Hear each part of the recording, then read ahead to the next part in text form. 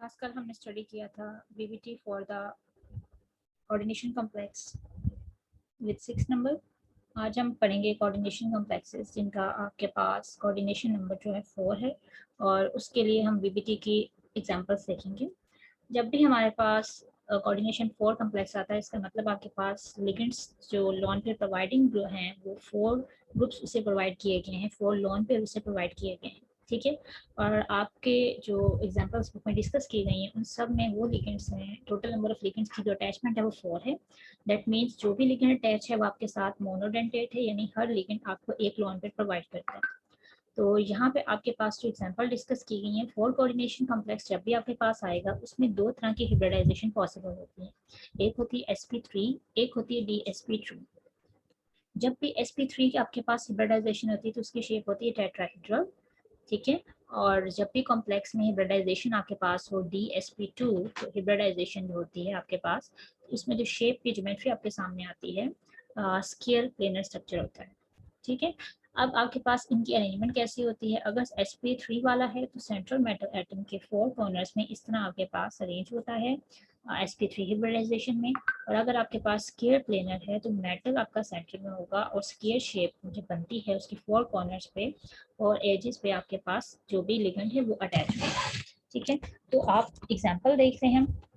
Example के लिए आपके पास लिया गया है, सब एग्जाम्पल जो ली गई है वो है निकल कार्बोनाइल, टेट्रा कार्बोनाइल और पोटेशियम के साथ कम्प्लेक्स है आपका एनायनिक निकल साइना ग्रुप का। ठीक है, अगर आपने इनको नेम देने हो तो आप आराम से दे सकते हो। टेट्रा कार्बोनाइल निकल आपके पास होगा यहाँ पे 0 ऑक्सीडेशन स्टेट पे, और यहाँ पे आपके पास निकल जो होगा वो +2 ऑक्सीडेशन स्टेट पे है, तो यहाँ पे नाम आ जाएगा टेट्रासियानो। ठीक है, और नेगेटिव लिगेंड है तो निकलेज 2, और स्टार्ट में हम पोटेशियम तो पहले ही लिख देंगे। ठीक है, तो ये आपके पास 2 कॉम्प्लेक्सेस हैं। तो मैंने कल भी आपसे कहा था कि जब भी आपको कोऑर्डिनेशन कंपाउंड दिया जाता है तो सबसे पहले आपको सेंट्रल मेटल एटम की आपको उसका कोऑर्डिनेशन नंबर पता होना चाहिए। आपको सेंट्रल मेटल एटम के ऊपर जो ऑक्सीडेशन स्टेट है वो पता होनी चाहिए। तो यहाँ पे लेट्स सी, हम देखते हैं एग्जांपल अपनी कि निकल है। निकल का जो एटॉमिक नंबर होता है, मैंने आपको बताया था कि easiest ways to learn that कि आपको एटॉमिक नंबर पता हो। तो मुझे पता है निकल का जो एटॉमिक नंबर है वो क्या है। निकल का एटॉमिक नंबर जो आपके पास है इट इज इक्वल टू 28। तो अगर मुझे इसकी इलेक्ट्रॉनिक कॉन्फ़िगरेशन लिखनी है तो आप पूरी तरह भी लिख सकते हो 1s2 2s2 2p6 2s2 and so on. लेकिन अगर आप इसका शॉर्टकट वे में देखना चाहो तो मुझे पता है निकल जो है 3D वाले मेंबर में ग्रुप में है, तो मैं 28 को ज़रा उल्ट करके लिख देती हूँ। मैं लिख दूंगी यहाँ पे 3D के साथ मैं लिख दूंगी 8। ठीक है, और 4s के साथ आ जाएगा 2। Shortcut way to remember that कि आप इसको एग्जैक्ट इसको उल्ट कर दो तो यहाँ पे आपके पास क्या आ जाएगा, इसके अंदर कितने इलेक्ट्रॉन फिल होंगे, ये इसके अंदर 8 होंगे। ठीक है, और इसके अंदर 2 होंगे। सिमिलर जो इसका एटॉमिक नंबर है उसको मैंने उसको उल्ट करके लिख दिया, तो ये आपके पास ऑटोमोस्ट जो इन्वॉल्व ग्रुप है, जो इन्वॉल्व ऑर्बिटल हैं आपके पास कोऑर्डिनेशन कम्प्लेक्स बनाने में, 3D ऑर्बिटल और 4s ऑर्बिटल, मैंने उसको लिख दिया। ठीक है, और ये इसकी इलेक्ट्रॉनिक कॉन्फ़िगरेशन आ गई। तो अभी भी मुझे ये नहीं पता चला कि निकल की ऑक्सीडेशन स्टेट क्या है, ये मुझे ज़बानी याद नहीं करनी, आप अपने कोऑर्डिनेशन कॉम्प्लेक्स से निकाल सकते हो इजीली। अब वो कैसे निकल सकती है हमने प्रीवियसली चेक किया था। जब भी आपने किसी की कॉन्फ़िगरेशन निकालनी होती है तो you have to do such simple thing. आप देखो कोऑर्डिनेशन स्फीयर पे क्या चार्ज है। अब यहाँ पे आपके पास क्या चीज़ दी गई है, निकल कार्बोनाइल 4 दिया हुआ। ठीक है, इसके पास स्क्वायर ब्रैकेट नहीं है ना, तो मैंने बता दिया जिसके पास स्क्वायर ब्रैकेट नहीं है इसका मतलब इसमें स्क्वायर ब्रैकेट तो मौजूद है, but it has 0 charge on the sphere. ठीक है, क्या है इसमें, 0 चार्ज ऑन द स्फीयर है। तो अगर इसमें ब्रैकेट लगा के 0 लिखा हो या ब्रैकेट के बगैर लिखा हो तो हमें फौरन से इंडिकेशन हो जाएगा। हमने फाइंड करना है किसका, निकल का। तो आप फौरन से देखो जी, निकल जो होता है वो निकल के साथ क्या अटैच है, कार्बोनाइल है। Carbonyl is a weak is a neutral ligand, तो कार्बोनाइल के ऊपर तो 0 चार्ज है, तो 0 × 4 क्या हो जाएगा, 0। और कोऑर्डिनेशन स्फीयर के बाहर भी क्या है, 0। इसका मतलब यहाँ पे इस कंपाउंड पे जो निकल के ऊपर चार्ज आ रहा है वो क्या आ रहा है, 0 चार्ज। ठीक है, और इसी तरह अगर हम इसकी ऑक्सीडेशन स्टेट निकालें मेटल की तो आपको पता चलेगा निकल के ऊपर जो यहाँ पे चार्ज आ रहा है वो है +2 का। यू कैन कैलकुलेट इजीली, आप इसे कैलकुलेट कर सकते हो। ठीक है, अब इसको कैलकुलेट करने के लिए मैं आपको बता देती हूँ कि यहाँ पे कैसे इसको मैंने +2 किया।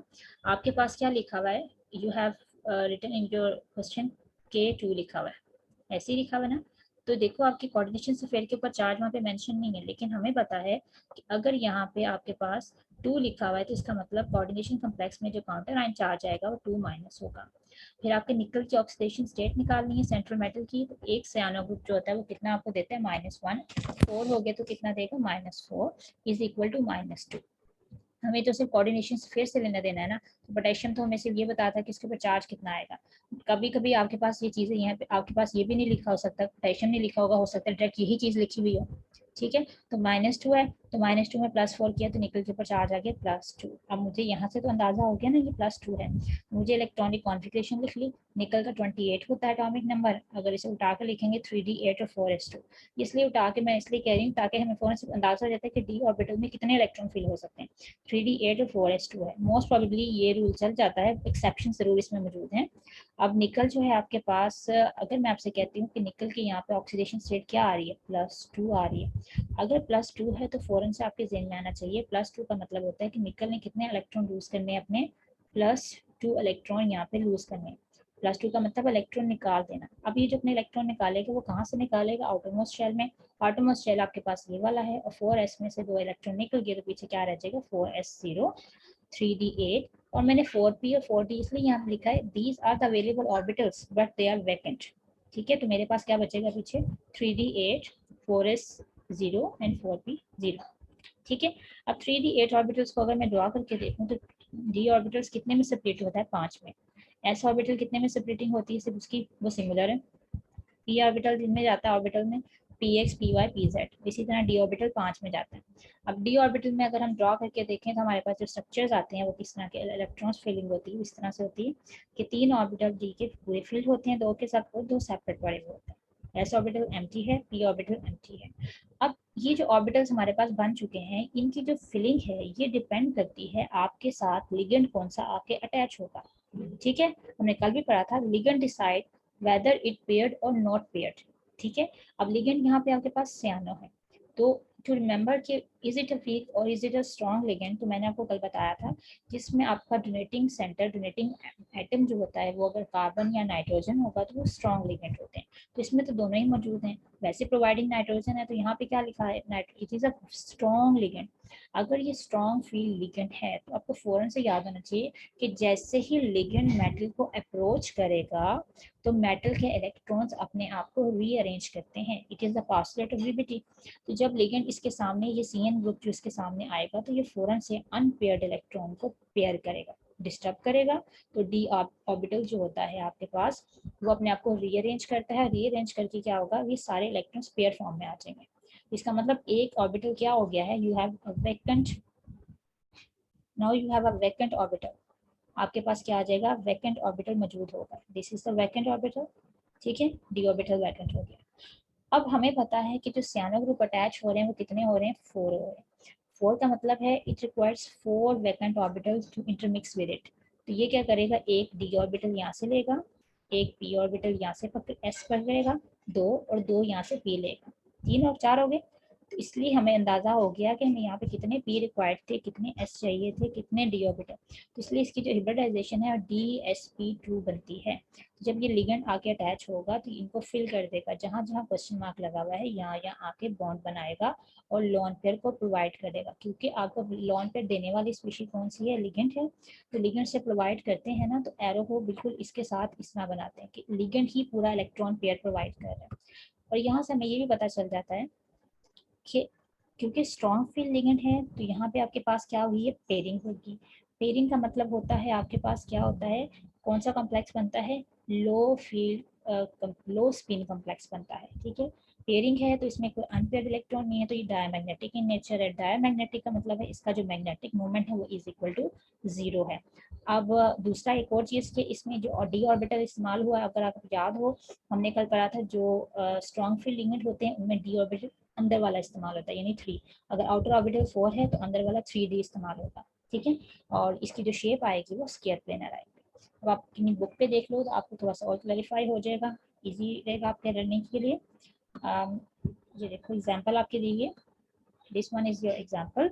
आप इसको देखो, आपके पास दिया हुआ पोटेशियम निकल सियानो वही वाला कॉम्प्लेक्स है, कोऑर्डिनेशन नंबर उसने बता दिया, सियानो में -4 आ रहा है, और लिगेंड जो आपके पास अटैच हैं वो +2 -2 उसका ओवरऑल चार्ज है, और निकल के वो +2 चार्ज है, ठीक है, और 2 पॉजिटिव ऑफ पोटेशियम है। कॉन्फ़िगरेशन उसने बता दी आपके पास निकल 2+ की, डायरेक्ट 2+ की बताई है, तो उसमें उसने बता दिया कि देयर इज अ पेयरिंग आपके पास हो रही है, और आपके पास इस तरह से आपके निकल के इलेक्ट्रॉन्स रीअरेंज होंगे।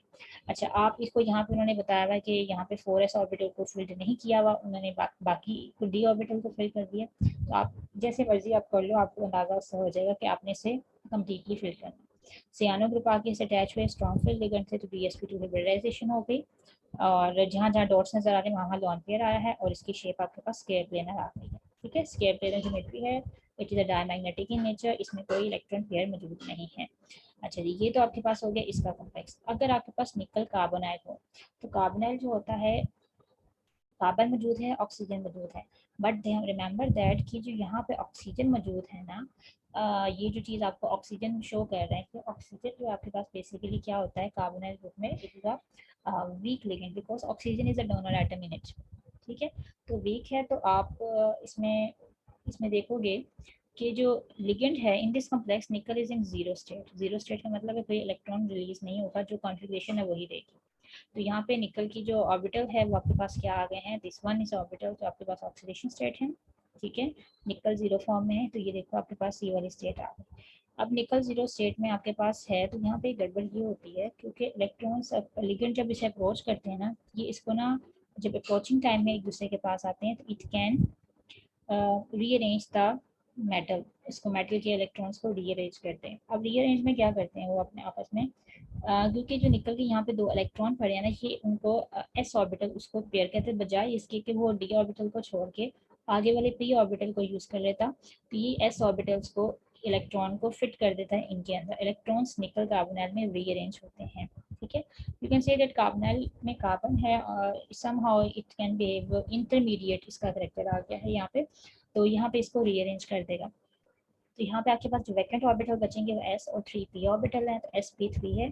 कार्बोनाइल जो आपका अटैच होगा sp3 से अटैच होगा, और आपके पास यहाँ पे टेट्राहेड्रल ज्योमेट्री आ जाएगी, और ये भी डायमैग्नेटिक है क्योंकि यहाँ पे कोई अनपेयर्ड इलेक्ट्रॉन नहीं है, ठीक है।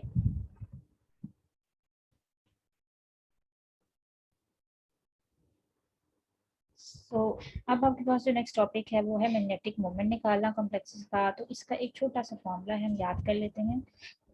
जितने भी नंबर ऑफ अनपेयर्ड इलेक्ट्रॉन होते हैं वही बेसिकली मैग्नेटिक प्रॉपर्टीज शो कर रहे होते हैं। तो मैग्नेटिक मोमेंट निकालने का फॉर्मूला है n+2, ठीक है। आपके पास जितने भी अनपेयर्ड इलेक्ट्रॉन मौजूद होंगे वो n की जगह पे आप पुट करो, इसको सॉल्व करो, और तो आपके पास आंसर आ जाएगा। फॉर एग्जांपल, अगर आपके पास किसी कंपाउंड में अनपेयर्ड इलेक्ट्रॉन 0 है, तो अनपेयर्ड इलेक्ट्रॉन 0 है, तो पूरा आंसर क्या हो जाएगा 0, तो मैग्नेटिक मोमेंट क्या आ जाएगा 0, ठीक है। If there is a one unpaired electron, तो यहाँ पे अगर आप 1 की वैल्यू पुट करो, 1 1+2, आप वो वैल्यू पुट करोगे तो आपके पास सॉल्व करके आंसर आ जाएगा 1.7। इस फॉर्मूले में वैल्यूज को पुट करते जाते हैं। n is the number of unpaired electron, ठीक है। तो it is already been indicated that unpaired electron in orbitals of the metal atom responsible for the paramagnetic behavior। ये हमें पता है कि अनपेयर्ड इलेक्ट्रॉन जितने होंगे उतना पैरामैग्नेटिक बिहेवियर होगा, जितने अनपेयर्ड इलेक्ट्रॉन नहीं होंगे आपके पास पेयरिंग में होंगे तो आपके पास जीरो मैग्नेटिक मोमेंट होता है। तो यही डिपेंड करता है लो स्पिन और हाई स्पिन से। अब लो स्पिन वो होते हैं जिसमें पेयरिंग हो जाती है, हाई स्पिन वो होते हैं जिसमें पेयरिंग नहीं होती। इसका मतलब हाई स्पिन वो हैं जो पैरामैग्नेटिक होते हैं, और लो स्पिन वो हैं जो डायमैग्नेटिक होते हैं। तो इस फॉर्मूले में वैल्यूज पुट करते हैं। अगर क्रोमियम आपके पास ऐसी स्पीशीज है जिसमें अनपेयर्ड इलेक्ट्रॉन की तादाद जो है वो आपके पास क्या है, you have unpaired electron, 2 electron unpaired हैं आपके पास, तो उसकी वैल्यू क्या आ जाएगी 3.27। कैसे आएगी, आप n की जगह पे 2 पुट करो, और ब्रैकेट के अंदर 2+2 4, 4 2 8, 8 का अंडर रूट लेंगे तो 3.27 आ जाएगा।